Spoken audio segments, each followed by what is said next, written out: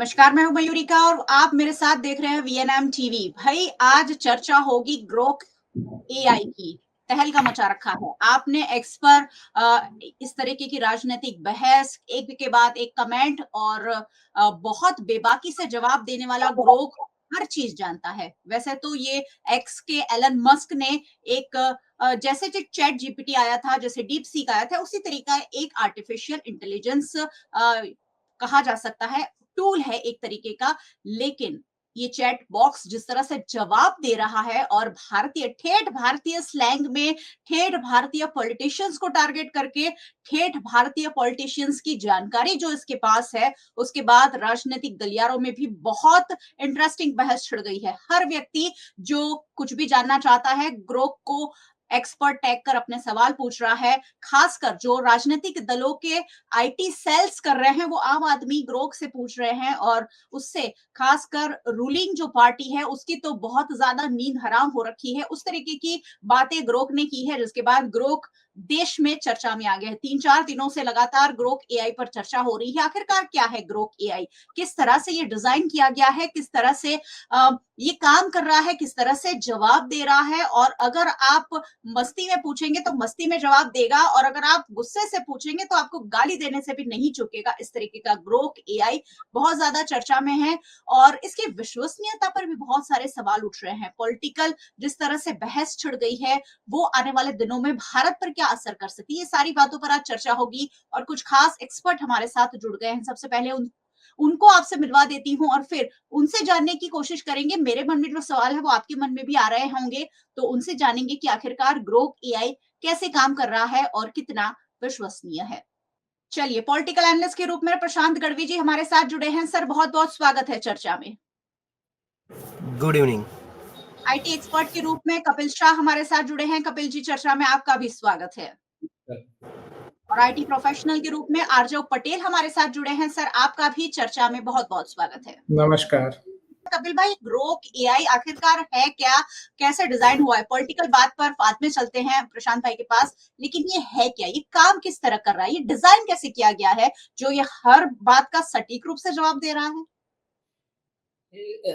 Madam, Grok AI जो है वो डिजाइन और डेवलप किया है एलन मस्क की टीम ने, जिनका ट्विटर जिन्होंने खरीदा था, which is now X, right. So Elon Musk का एक विजन और एक व्यू ऐसा है कि भाई डेमोक्रेटाइजिंग एंड फ्री स्पीच को बढ़ावा देना, राइट। तो उस हिसाब से वही उनका जो आइडिया है वो उन्होंने एआई में भी इम्प्लीमेंट करने का ट्राई किया हुआ है कि भी आप डेमोक्रेटिकली आप बात करिए, आप उनसे क्वेश्चन पूछिए एंड उसका जवाब आपको मशीन लर्न करके आपको बताएगा। बट इसमें क्या होता है मैडम कि जैसे ऐसा नहीं है कि ग्रोक एआई अकेला ही एआई इंजन है जो इस हिसाब से आपको गलत सलत चीजें बता रहा है। इवन चैट जीपीटी में इनिशियली जब वो लॉन्च हुआ था तो लोग अलग अलग तरीके से ट्राई कर रहे थे, अलग अलग प्रश्न पूछने का या तो फिर अलग अलग उसको छेड़खानी करने का, तभी भी ये चीज हुई थी। बट तब एआई इतना पावरफुल टूल नहीं था, लोगों को इतनी आइडिया नहीं थी, इसीलिए वो चीज इतनी मार्केट में नहीं आई। और उसके बाद जो चैट जीपीटी की यानी जिन्होंने डेवलप किया था उन्होंने फिर उसको थोड़ी नकेल कसी और उन्होंने एंटी एंटी पहले वहां पे रेसिज्म का भी बहुत प्रॉब्लम था। फिर ये गलत गलत इंफॉर्मेशन फीड करके फिर उसको फैलाना या तो उसको प्रोपेगेंडा करना, वो भी एक बड़ा इश्यू था।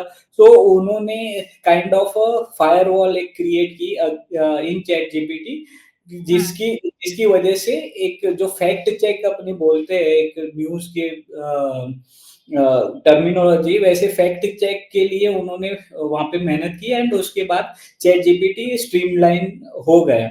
अभी ग्रोक एआई में यही दिक्कत हो रही है कि भाई Grok AI is taking the information which is there available in the market. उसमें क्या होता है कि भाई आपकी सही है इंफॉर्मेशन, गलत है इंफॉर्मेशन, वो वेरिफिकेशन हुआ नहीं, बट ग्रोक एआई वो सब डेटा कंज्यूम करेगा और basis on that data which is consumed by Grok AI वो आपको जवाब देगा। दूसरी बात आई कि आजकल गालियाँ बक रहा है या तो फिर आप जिस टोन में उससे बात कर रहे हैं, वही टोन में आपको रिप्लाई देता है। तो वो एक मशीन है जो एआई का आप आप देखेंगे तो एआई के साथ एक और वर्ड यूज़ होता है एमएल, वो होता है machine learning, right? So how does AI work? AI is a front end which which which which is enabled or which is backed by a machine which learns on itself, right? AI का fundamental वैसा है कि भाई it will take the information, grab the information which is being fed by the people or by the team और उस information को वो learn कर करके अपना एक मॉडल बनाएगा और वो आपको उस हिसाब से जवाब देगा या तो आउटपुट देगा।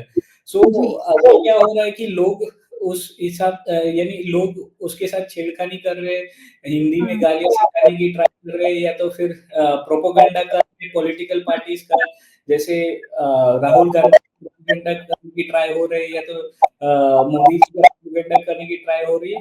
बिकॉज़ ग्रोक एआई ऐसा ओपन स्पीच मॉडल को यानी ओपन स्पीच मॉडल पे बिल्ड हुआ है, तो अभी एक भी चीज़ को फैक्ट चेक करके वो नकार नहीं रहा है। वो जो भी इन्फॉर्मेशन आ रही है वो ग्रैब कर रहा है और ग्रैब करने के बाद जिसकी जितनी इन्फॉर्मेशन पुशिंग स्ट्रांग होगी, उस हिसाब से वो जवाब दे रहा है। सो यही दिक्कत हो रही है कि इन्फॉर्मेशन सही है कि गलत है, बट लोग उसको फीड कर रहे हैं और उसके बाद ग्रोथ उस हिसाब से अपने आप को वो इन्फॉर्मेशन अपने यूजर्स को दे रहा है। तो ये इंटरेस्टिंग भी है और दो-धारी तलवार जैसा भी लग रहा है, क्योंकि एक तरफ तो काफ़ी इन्फॉर्मेटिव चीज़ें भी ग्रोक एआई हम तक पहुँचा रहा है, लेकिन साथ ही एआई की जो कुछ चीज़ें ऐसी सामने आई हैं, जिससे उसकी विश्वसनीयता पर भी सवाल उठने लगे हैं, क्योंकि हमारे यहाँ पॉलिटिक्स बहुत बड़ी चीज़ है, पॉलिटिकल बातें बहुत बड़ी चीज़ है और ऐसे में एक दूसरे की पार्टीज़ को नीचा दिखाने के लिए भी अब ग्रोक एआई का इस्तेमाल हो रहा है। अर्जव जी, क्या जोड़ेंगे इसमें? किस तरह से ये इसकी विश्वसनीयता को कैसे कायम रखेंगे एलन मस्क, क्योंकि एलन मस्क हमेशा ही एक क्रिएटिव माइंड के रूप में देश दुनिया में जाने जाते हैं। वैसे उनकी कुछ अलग उनके एस्पेक्ट, उनके पहलू कुछ अलग भी हैं, उनका माइंडसेट कुछ अलग भी है, लेकिन ग्रोक एआई जो लेकर आए हैं, वो उन्होंने क्या खास भारत के लिए अलग से डिजाइन किया है, जो वो भारत की सारी संस्कृति को कहीं ना कहीं पचाकर या भारत की बातों को पचाकर बातें कर रहा है? ये एस्पेक्ट के लिए मैं थोड़ा टेक्नोलॉजी साइड पे पहले जाना चाहूँगा और कपिल भाई ने जो बताया उसमें थोड़ा ऐड ऑन करना चाहूँगा। कोई भी एआई का जो टूल होता है, जैसे कि ग्रोक एआई है या चैट जीपीटी 4 है या लामा है, जो वेरियस कंपनीज ने अपने ये जो एआई के मॉडलिंग बनाए हैं वो एलएलएम मॉडल बोलते हैं, लार्ज लैंग्वेज मॉडल। तो लार्ज लैंग्वेज मॉडल बहुत सारा डेटा होता है जिसके ऊपर ये मॉडल्स को ट्रेन किया जाता है। तो उसके लिए mainly natural language processing NLP बोलते हैं उसको, तो एनएलपी यूज किया जाता है। तो हम जो डे टू डे ये सारा डेटा कहाँ पे अवेलेबल है? इंटरनेट पे अवेलेबल है, ई बुक्स में अवेलेबल है, किसी के डेटाबेस में अवेलेबल है। तो वही डेटा के ऊपर मॉडल रन होते हैं। तो जब छोटा बच्चा जैसे होता है कि उसको पॉलिटिक्स की समझ नहीं है या सिविलाइजेशन की समझ नहीं है, तो वो कैसे नेचुरल आपको आंसर देता है। तो नया मॉडल जब होता है, उस पर कोई रिस्ट्रिक्शन नहीं होता है या उसको टीचरिंग नहीं किया गया होता है, तब वो एकदम नेचुरल तरीके से आंसर्स देता है। जो उसके पास डेटा अवेलेबल है या जो डेटा पे उसको ट्रेन किया गया है, उसके ऊपर से वो आंसर देता है। तो जैसे कपिल भाई ने भी बताया कि इनिशियली ये चैट जीपीटी में भी इश्यू था, तो ये सब जगह आएगा, क्योंकि अभी एज एलन मस्क ने बनाया है, जिसके पास एक्स का पूरा डेटाबेस है। एक्स में बहुत सारे लोगों के political, non political, technical, non technical tweets का डेटा अवेलेबल है। कौन से ट्वीट का किसी ने क्या रिस्पॉन्स दिया है, कोई न्यूज है तो न्यूज में क्या क्या डेटा अवेलेबल है। तो वो डेटा के ऊपर से ये एआई इंजन रन होता है और वो एआई इंजन रन करके उसमें से रिलेवेंट आंसर इंडेक्सिंग करता है कि एक क्वेश्चन का उसके पास 10 आंसर आए तो नंबर 1 का आंसर कितने लोगों ने दिया है, नंबर 2 वाला आंसर कितने लोगों ने दिया है। तो नेचुरल लैंग्वेज जब हम एक दूसरे से बात करते हैं तो लोग कौन सी भाषा का उपयोग ज्यादा करते हैं, तो उसके ऊपर से वो डिसाइड करके हमको आंसर देता है। तो now back to your question कि ये इतना सारा कैसे हमारे सिविलाइजेशन के ऊपर ट्रेन किया गया है। तो जो आप उनके पास डेटा अवेलेबल है, भारत में जो 4G रिवॉल्यूशन हुआ उसके बाद सोशल मीडिया पे और इंटरनेट पे ब्लॉग्स के रूप में और वेबसाइट्स के रूप में इतना सारा डेटा जनरेट हुआ है, और इतना सारा हमारा जो डे टू डे का एक्टिविटी हम कैसे करते हैं, हम कैसे रिप्लाई करते हैं, और भी बहुत सारे गूगल का हो या अमेज़न का हो, एलेक्सा, वो भी हमारा डे टू डे रूटीन बोलने का स्टाइल है या आंसर देने का स्टाइल है, वो सब रिकॉर्ड करते ही रहते हैं। तो ये जैसे-जैसे टाइम जाएगा, जैसे-जैसे डेटा अवेलेबल होता जाएगा, ये मोर एंड मोर नेचुरल होता जाएगा। अभी तो एआई के बाद एआई एजेंट्स आ रहे हैं, तो वो तो आपको जैसे एक अलग ही दुनिया में ले जाएँगे। जी, हो सकता है आपको दूसरा एक पर्सनैलिटी ही मिल जाए। तो ये टेक्नोलॉजी है, टेक्नोलॉजी इस्तेमाल हम कैसे करते हैं उसके ऊपर है। तो धीरे-धीरे इसमें भी थोड़े रिस्ट्रिक्शन लगेंगे, टीचिंग होगी कि भाई आपको ऐसे तरीके से जवाब नहीं देना है। तो over the period of time वो बेहतर होने लगेगा। और अभी तो लग रहा है कि वो नेचुरल वे में जा रहा है। उसको अभी तो कोई जितना रिस्ट्रिक्शन और शैडो बैन नहीं किया गया है। जी, अभी फिलहाल जी, रोबोट और मशीन जैसे काम करते हैं, प्रोग्रामिंग जैसे सेट है, जितना डाटा उसके पास अवेलेबल है, वो बात कर रहा है। राहुल गांधी से लेकर तेज प्रताप यादव तक और नरेंद्र मोदी से लेकर एलन मस्क तक, यहाँ तक कि उसने ये भी कह दिया कि एलन मस्क और ट्रंप जैसे लोग अमेरिका के लिए खतरनाक साबित हो सकते हैं। तो वो मशीन है, वो इसी तरीके से कोई भी बात कर सकता है। प्रशांत जी के पास चलूंगी। प्रशांत जी, यहाँ तो भूचाल मच गया है, खासकर पॉलिटिकल पार्टीज को टारगेट किया जा रहा है। यहाँ तक कि ये पूछा जा रहा है कि सोनिया गांधी क्या डांसर थी पहले। नरेंद्र मोदी की विश्वसनीयता पर सवाल पूछे जा रहे हैं और उसने जो कच्चे चिट्ठे खोले हैं, उसके बाद अब पॉलिटिकल पार्टीज में भी कोहराम मचा हुआ है और हम आशा करते हैं कि जल्द इस पर कोई ना कोई लगाम कस दी जाएगी। क्या कहेंगे आप, जिस तरह से पॉलिटिकल पार्टीज को पूरा टारगेट किया जा रहा है? हमारे दोनों मित्र ने जो पूरा एआई के ऊपर जो नॉलेज शेयर किया है उसके ही एंगल में थोड़ा आगे बढ़ते हैं। तो what is Grok AI? So ultimately it's a chatbot और चैट जीपीटी और इंटीग्रेटेड टूल्स ऑफ इंफॉर्मेशन। कि कोई भी टॉपिक, कोई भी आदमी जिसके नाम के ऊपर आपको इंफॉर्मेशन चाहिए, आप उनको पूछोगे, वो बैकएंड में जाएगा। उसके पास जितना भी डेटा अवेलेबल है, जैसा आपने भी बताया, आज की तारीख में सोशल मीडिया से लेके न्यूज से लेके हर जगह पर, जैसे आप ग्रोक को पूछो हु इज प्रशांत गढ़वी, तो काफी सारे प्रशांत गढ़वी होंगे, तो उसमें से कौन से ज्यादा हिट हुए हैं, किसकी वेब के ऊपर ज्यादा हिट मिली है, उसका नाम लेके, उसका डेटा लेके वो बाहर आ जाएगा। ठीक उसी तरह बीजेपी, कांग्रेस, पॉलिटिकली अब थोड़ा बात कर लेते हैं। तो अल्टीमेटली आज से अगर एआई को आप कुछ पूछते हो तो इमीडिएट रिस्पॉन्स किसके ऊपर वो आएगा? तो जो रिसेंट होगा, रिसेंट से धीरे धीरे धीरे वो पास्ट में जाएगा और पास्ट में, रिसेंट से पास्ट में जितने ज्यादा हिट हुए हैं उसको वो बाहर निकालेगा। सो ग्रोक एआई अपना खुद का दिमाग लगा के आपको रिस्पॉन्स नहीं कर रहा है, वो जितना भी डेटा पे अवेलेबल है। तो हमको पता है पिछले 10, 15, 20 सालों में जो भी न्यूज छपे हैं, जो वीडियो दिखाए गए हैं, जो पॉलिटिकली इवेंट की गई है, उसके आधार पे ही वो जवाब दे रहा है। तो जितने जितने आपने आंसर उठाए, जितने आपने क्वेश्चन उठाए कि भाई सोनिया गांधी के ऊपर क्वेश्चन हुआ, तो यस डेफिनेटली हमने पिछले 10 सालों में बहुत सुना, इटली के बारे में, सोनिया गांधी के बारे में, मोदी जी की डिग्री के बारे में बहुत सुना, इसके बारे में बहुत सुना। तो ये जितने भी डेटा पे अवेलेबल है, so Grok AI is nothing but जो 95, 96 के साल में इंटरनेट जितना नया नया आया था, पॉपुलर नहीं हुआ था, और लोग उसका यूज कैसे किया जाए, www डॉट लिखा कैसे लिखा जाए, वो जब समझ में नहीं आ रहा था, तो अभी वो उसका वो स्टेज चल रहा है। एलएलएम जो बोला, लार्ज लैंग्वेज मॉडल, अभी सब फाउंडेशन भी बंद। तो ये हो गई टेक्नोलॉजी वाली बात।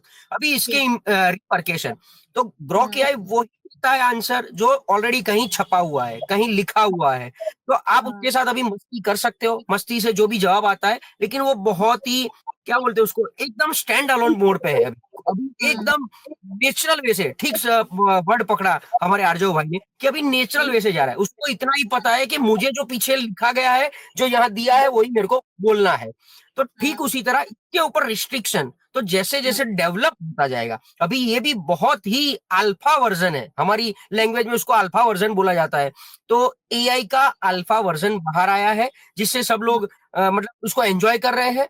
जैसे जैसे समझ ज्यादा आएगी, जैसे जैसे इसका यूज बढ़ेगा, जैसे हम देख लो तो हमारे खिलाफ के भड़काऊ के भाषण आते हैं तो हम इसको ब्लॉक करते हैं, यूट्यूब में ऐसा ऐसा दिखाते हैं तो उसको ब्लॉक करते हैं, चाइना की ऐप होती है तो उसको ऐसे ब्लॉक करते हैं। जैसे जैसे एक्सपीरियंस होता जाएगा, वैसे गवर्नेंस या तो पॉलिटिकल पार्टी उसका यूसेज रिस्ट्रिक्शन कैसे लाते हैं, फिर वो वर्ल्ड टू वर्ल्ड चेंज होगा, कंट्री टू कंट्री चेंज होगा। तो इंडिया में उसके क्या फायदे हैं, क्या गैर फायदे हैं, कितना बेनिफिशियर है, कितना मतलब अफेक्शन है, वो सब देख के इंडियन गवर्नमेंट उसको आगे जाके, आज की तारीख में वो बहुत ही निखालसता से बोल रहा है कि मेरे सामने मोदी है कि राहुल गांधी मुझे पता नहीं है, बट यस मेरे को पीछे जो दिया गया है वही मेरे को आगे ब्रॉडकास्ट करना है, वो लेवल से वो बात कर रहे हैं।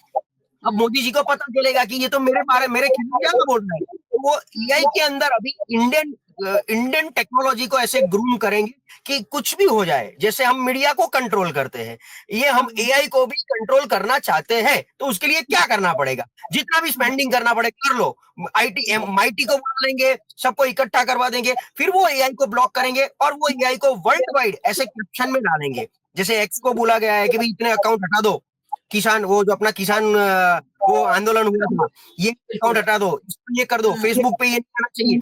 तो उसी तरह रिस्ट्रिक्शन क्या लाना है, वो अभी से ऑलरेडी मोदी साहब की एक टीम इसके पीछे लग चुकी है।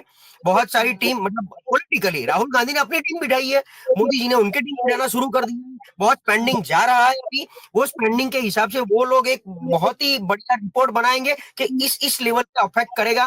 कुछ लगेगा तो वेब से भी हटाना पड़ेगा, तो वेब से कैसे हटाया जाए एआई के थ्रू, वो लेवल तक ये लोग जाएंगे। ये अल्टीमेटली स्पेंडिंग जनता के पैसों से जा रहा है, उसका पॉलिटिकल यूज होएगा और आगे जाके अपने हमको भी आज से 1 साल बाद, मयूरी का आज की डेट लिख लो आप, कि हम मार्च 25 में ये चर्चा कर रहे हैं।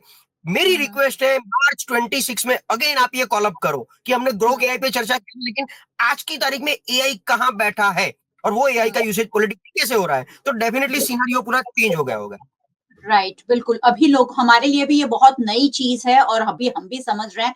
खैर, उस पर काम होना शुरू हो ही गया होगा। डेफिनेटली जो आप कह रहे हैं, मैं अग्री करती हूँ कि जरूर इस पर पॉलिटिकल पार्टीज लग गई होगी। और खास डेटा की बात हो रही है, तो डेटा ये कहाँ से, जो गलत गलत डेटा फीड हुआ है या जो सही रूप से डेटा फीड हुआ है, कहीं डेटा के साथ छेड़खानी ना हो, ये तो मुझे डर लग रहा है। कपिल भाई, ये तो डेटा बेस अगर है तो डेटा बहुत सारे हैं, हर तरह के हैं। नरेंद्र मोदी के सपोर्ट वाले डेटा भी मौजूद है और खिलाफ वाले डेटा भी मौजूद है। इसमें से छांट कर ये डेटा कैसे ले रहा है, क्योंकि जो बातें सामने आई है वो करीब करीब आप 70% 80% सच कह सकते हैं। उस तरीके की बातें उसने की है, इसलिए भी विश्वसनीयता ज्यादा जगी है। तेज प्रताप यादव को जिस तरह से जवाब दिया है वो भी बहुत चर्चा का विषय है। तो ये डेटा को सही और गलत रूप से, क्योंकि हमारे भारत में तो हर तरीके का डेटा अवेलेबल है, यहाँ गोदी मीडिया भी, यहाँ खोजी मीडिया भी है, तो हर तरीके का डेटा है।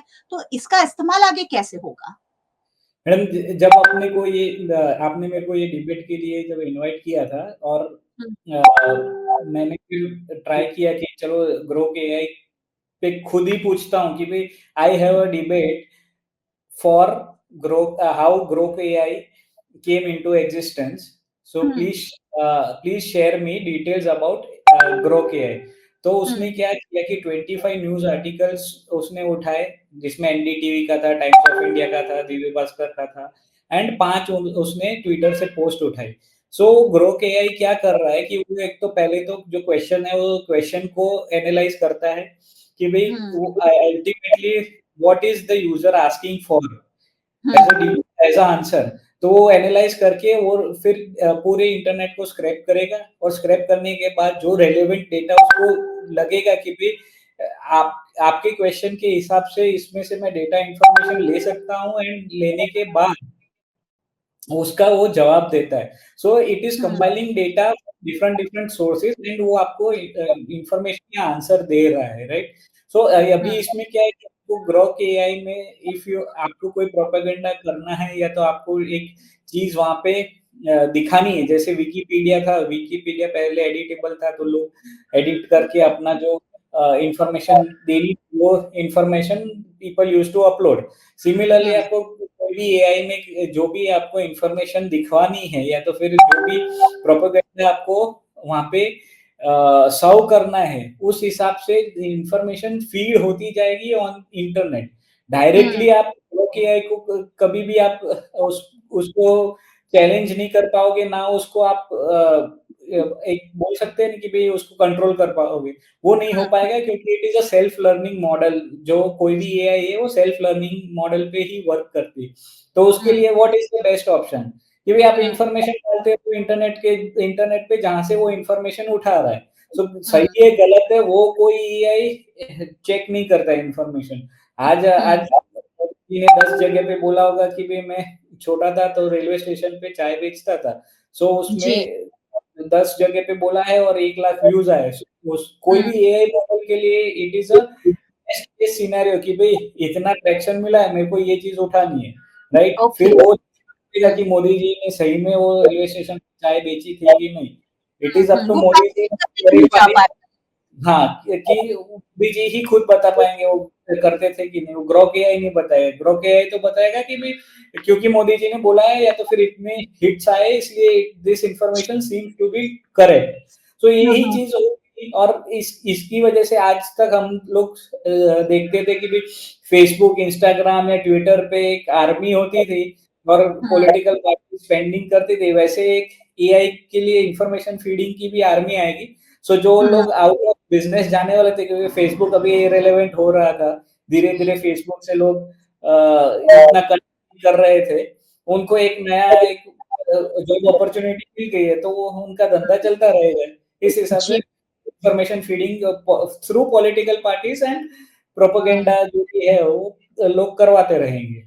जी बिल्कुल, और भारतीयों को एक नया खिलौना जैसा मिल गया ऐसा लग रहा है क्योंकि हर व्यक्ति अपने मन में जो सवाल आ रहा है वो पूछ रहा है और ग्रोक एआई भी बड़े मजे से जवाब दे रहा है। कई बार तो उसने गुस्से से जवाब देने के बाद ये तक कहा है कि मैं तो सिर्फ मजाक कर रहा था।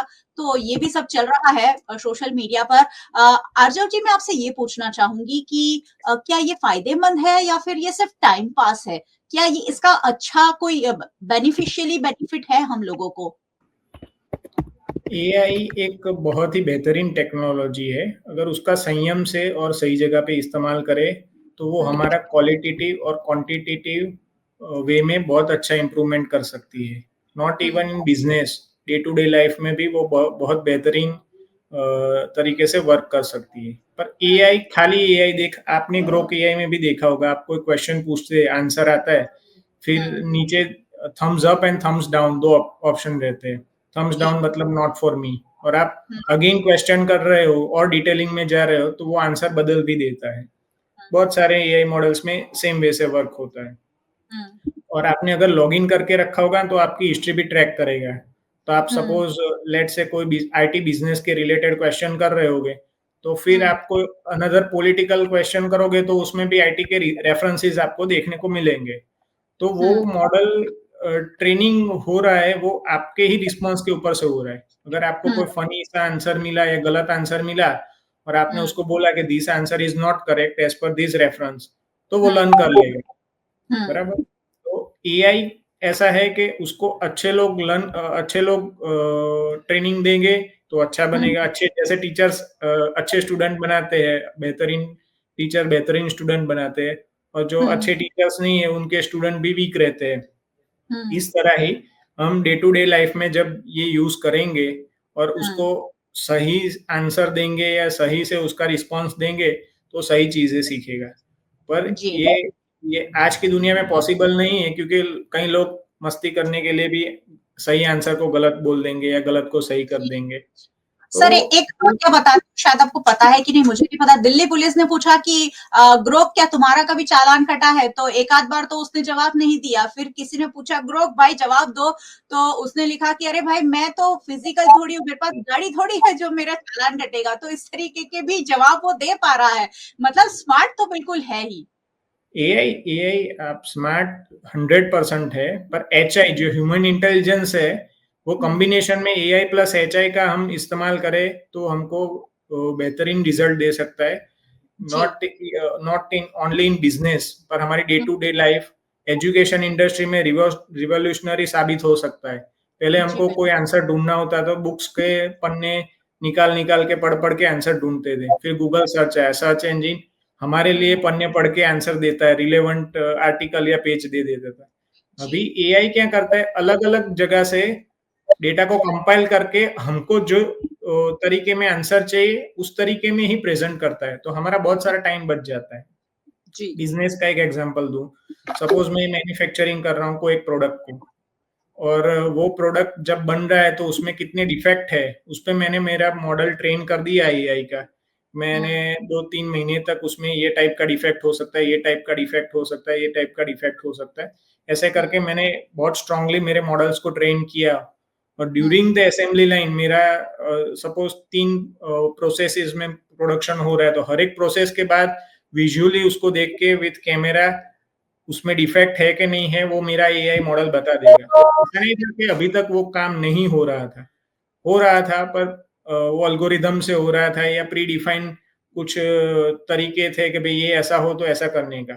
पर एआई से हमको फायदा क्या होता है कि वो खुद सीखता है, तो उसको जैसे हम नया एक क्रैक है, सपोज कोई क्रैक है तो उसको हमने ऐसे स्ट्रेट क्रैक है तो एक क्रैक दिखाने का ऐसा ट्रेन किया होगा, तो पुराने तरीकों में वो खाली स्ट्रेट होगी तो ही क्रैक दिखाएगा।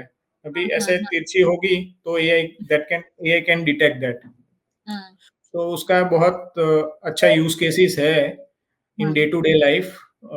तो हमको हमारे पे है कि हम कैसा रिस्पॉन्सिबली उसको यूज करते हैं for the betterment of humans and nature and all the creatures.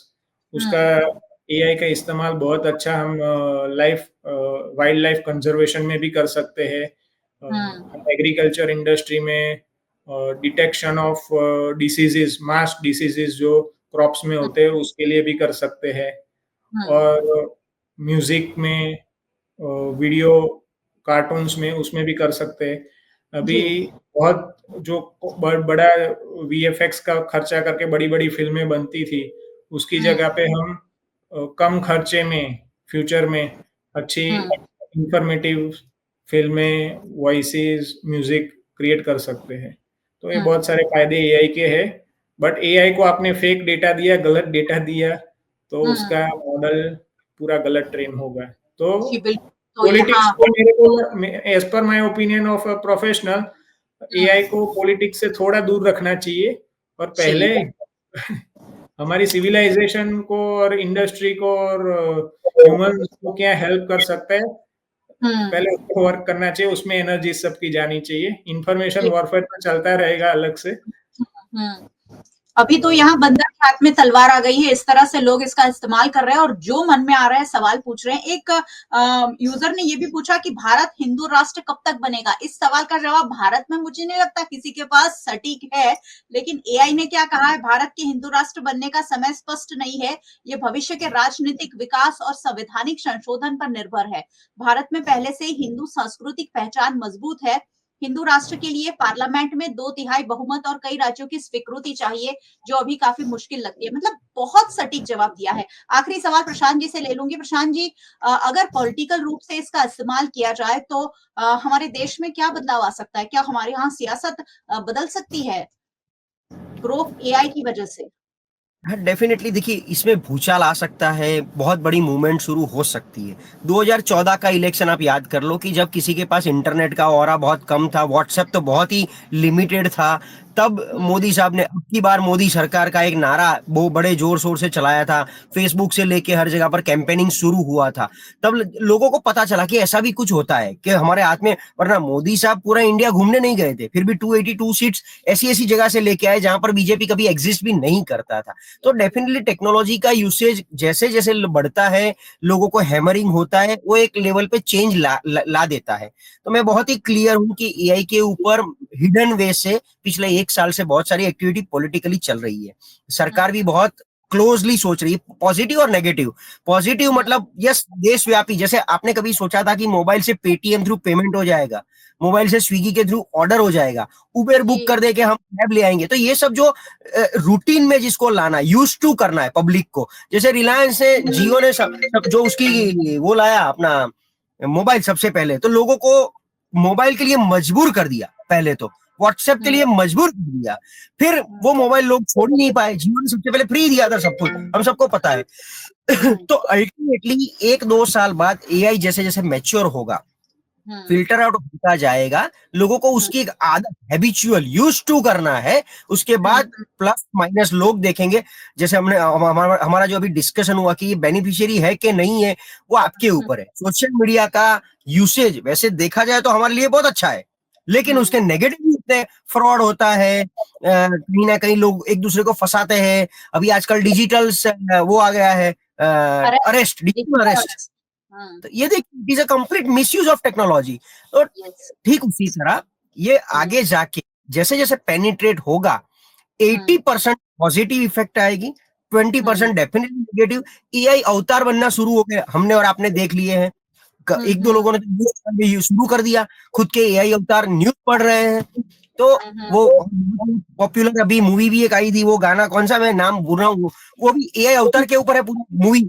तो ये सब चीजें हैं, आगे जाके 80-20 रेशियो हर एक टेक्नोलॉजी में रहता है। 80% डेफिनेटली यूज अच्छा ही होता है, बट 20% जो नुकसान करता है वो 80% के पॉजिटिव यूसेज से बहुत ज्यादा होता है नुकसान।